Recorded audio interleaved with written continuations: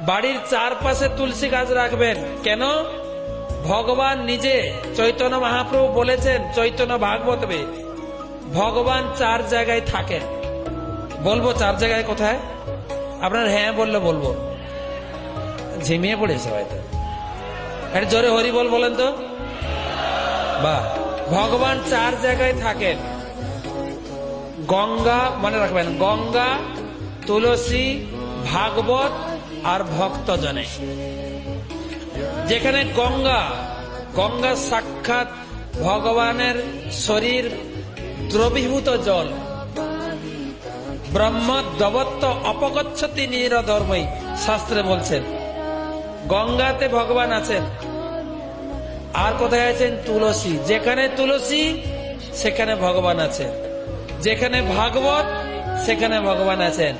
যেখানে ভক্ত সেখানে ভগবান আছে। তো তুলসী গাছ লাগাবেন, ভগবান থাকবেন। এটা তো একটা কথা। দ্বিতীয় কথা হচ্ছে, বৈজ্ঞানিকরা বলছে তুলসী গাছ প্রচুর পরিমাণে অক্সিজেন সাপ্লাই দেয়। বাড়ির চারদিকে তুলসী গাছ থাকা মানে, বলে না বৃন্দা দেবী, বৃন্দাবন, সেখানে তো ভগবান থাকে। ভগবান কোথায় থাকেন? বৃন্দাবন। বৃন্দা দেবীর বন যেখানে থাকবে ভগবান থাকবেন। আর তুলসী, বৈজ্ঞানিকরা বলছে তুলসী গাছ প্রচুর পরিমাণে অক্সিজেন দেয়। যে অক্সিজেন প্রভু বলছেন বট গাছের থেকেও বেশি।